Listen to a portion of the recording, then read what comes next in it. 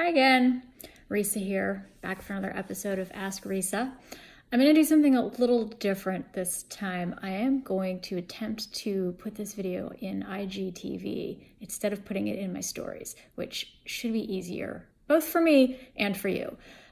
So as I mentioned last week, once you have your time of year and your general location and your budget all squared away, there's one thing left to do before you can actually start looking for a venue, and that is iron out your guest list. It's better to start big, think about everyone you might want to invite, put them on a list, and then you can whittle it down from there. Keep in mind that if you are planning a long engagement more than a year, there's a pretty good chance you could meet someone or get back in touch with people that you've been out of touch with for a while that you find yourself wanting to add to your wedding guest list later on down the road. So it's just something to be aware of. There's obviously nothing you can do about it if you haven't met these people yet, but it's just something to think about.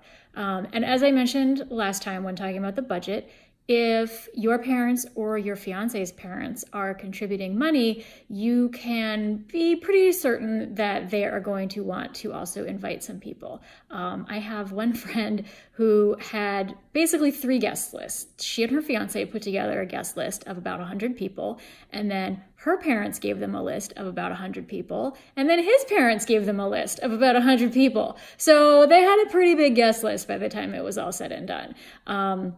So just think about that. Make sure you talk to your parents early on.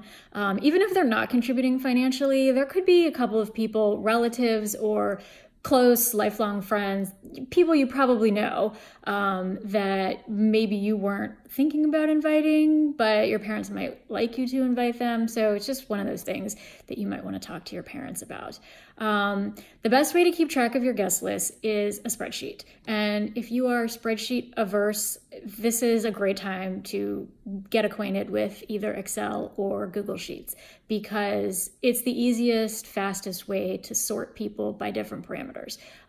So you basically want a column for last name, first name, and then you can put another column for address, because you're going to need their full street address to send them an invitation.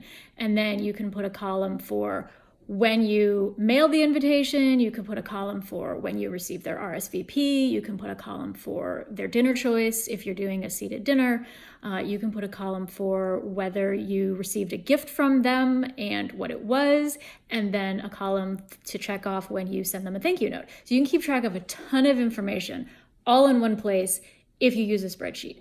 And then later on down the road, you can sort by all the people you've already sent a thank you note to. So you can easily see at a glance who you still owe a thank you note to. So spreadsheets are your friend, I promise, even if you don't love spreadsheets.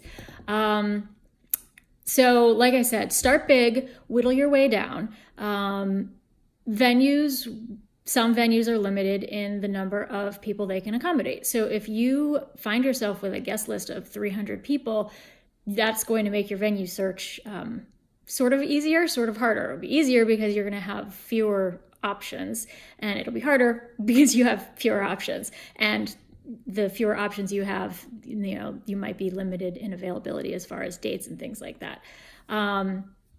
And once you have your guest list, your target guest list, this is not hard and fast, just ballpark. You can be like, oh, we're going to have between 100 and 120, or between 150 and 180. You can be a little fast and loose with it. It does not have to be exact. But once you have that number, then you are ready to start venue shopping. Hooray! So next week, I am going to go into a few tips about what to do to start your venue search.